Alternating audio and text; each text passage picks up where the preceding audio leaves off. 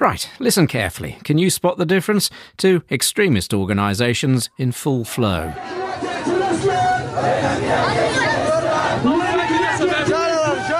One, a global Islamist group known as Hizb ut-Tahrir. The other, the notoriously far-right English Defence League.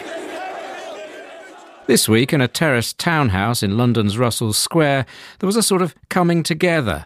Maajid Nawaz, a former Hizb ut-Tahrir activist turned anti-extremism campaigner, sharing a platform with Tommy Robinson, the man he helped stand down as EDL leader. First of all, I'll apologise for the fact that what I've represented and said has not resonated individually with Muslims. I don't hate Muslims. I've said the whole way through this, I don't hate Muslims. And ourselves, we're both singing off the same hymn sheet.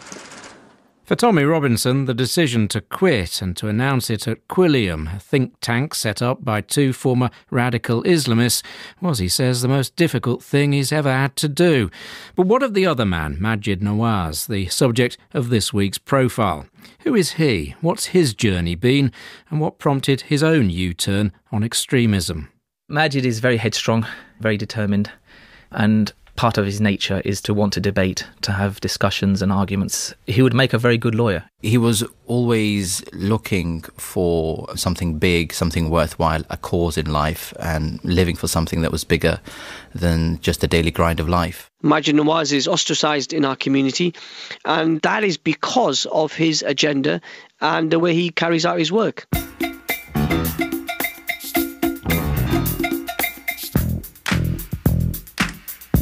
Born in the late 70s, the same time as hip-hop was busting its first moves in New York. That's the opening sentence of Radical, Maajid Nawaz's autobiography, published last year. The following 300-plus pages chart an all-too-familiar tale. A British-born Asian boy brought up in a predominantly white town, Southend-on-Sea, in Essex in his case, a young victim of racism and police discrimination, a teenager who found his voice through radical rap, groups like Public Enemy and NWA. The writer, Ed Hussein, was his best friend back then. He was very much a rude boy or a gangster type. He wore baggy jeans. He had haircuts that... I'm not even sure how to describe those haircuts really, but they weren't conventional haircuts. I mean, he wore an earring and he liked hip-hop music, and he would quote lines from those musicians. Black police showing out for the white cop. Ice Cube will swarm. But it wasn't easy. Spurned by schoolmates from an early age, he craved respect, wanted to belong. Instead, he was force-fed sausages by an overzealous school dinner lady and chased through the streets by far-right activists determined to kill him. Until his brother decided to stand up to them, as Maajid himself recalled. These were neo-Nazi paramilitaries. And he said to this man, "You may outnumber us, you may certainly have more weapons than us right now, but in my bag here, I have a bomb. And if you do choose to attack us, I will take you out and us with me. We will all die, but ultimately we don't fear death." When I saw this, I saw the immediate results that a narrative could achieve. Far more than weapons, far more than having backup and knives and friends, but essentially a propaganda that can strike fear into the hearts of your enemy. Maajid and his brother became members of Hizb ut-Tahrir, or HT, a radical Islamist group whose goal was the creation of a caliphate, a unified Islamic superstate ruled by Islamic law, something that would stretch as far as the Essex coastline if Maajid and his friend and fellow activist Ed Hussein had their way. He was involved in the secretive weekly cell structure meetings. I was in those meetings too, and that's where I met him. He was putting up posters across the seaside front in Southend calling for a global caliphate, and he was generating local headlines in the local press about the importance of a confrontational caliphate as a solution to the problems of the Muslim world. And Maajid still remains to a large extent an Essex boy. What resonated, I think, for him was this was something that gave him global relevance. This took him out of the racial tensions that he encountered in Essex and made him part of a much wider identity.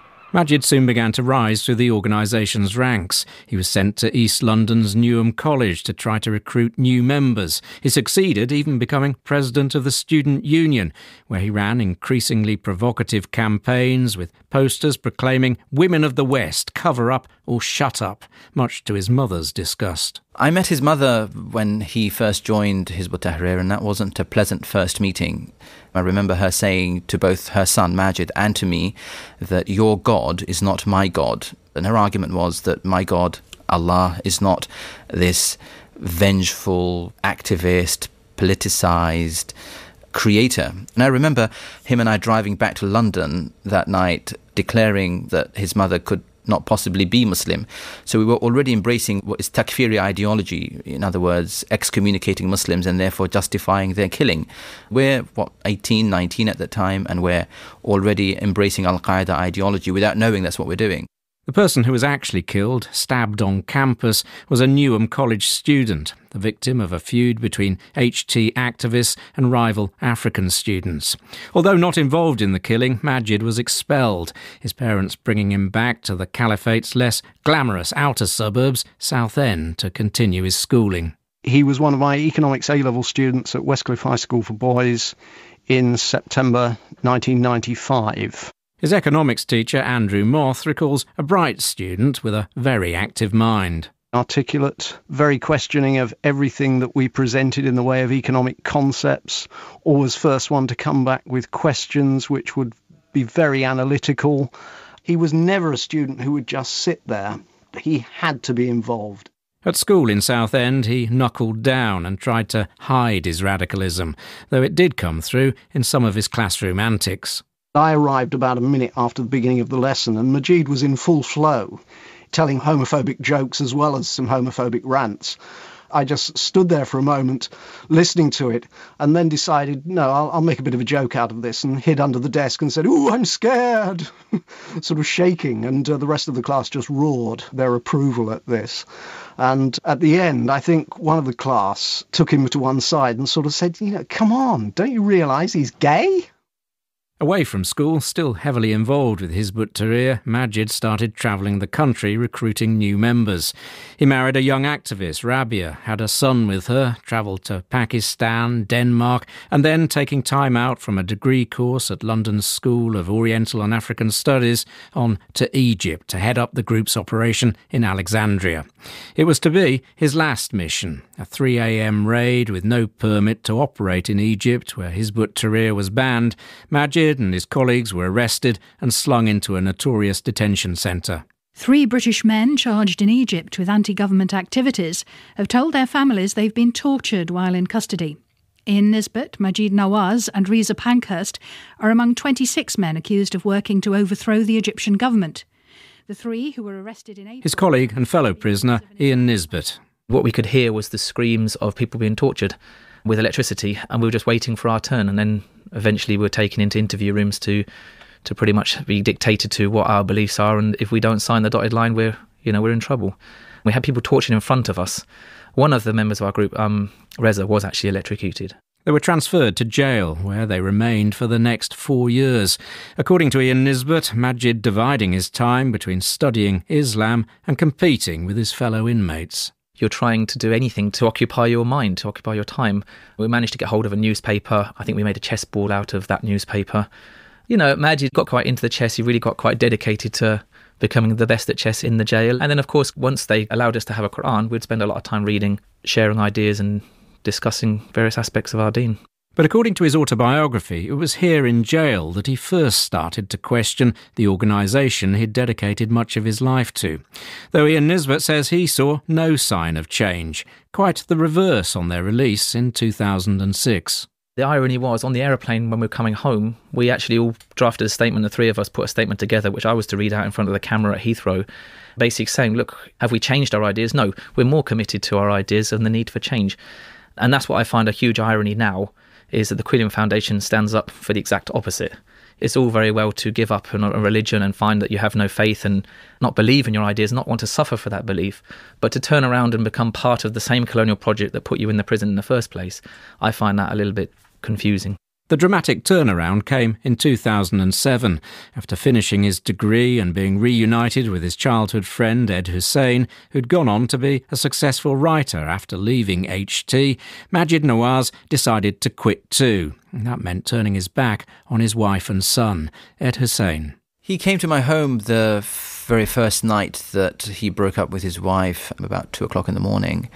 And my wife and I opened the door, and to see Maajid stood there with all of his belongings in his car and totally broken down and crying in a way that I've never seen him before, that deep, human, emotionally disturbed and rightly so state, showed a different side to a person who has the ability to love deeply and to care and to give and to feel torn away from his son yet again. The pair decided to set up the Quilliam Foundation, named after William Quilliam, the man who opened England's first mosque.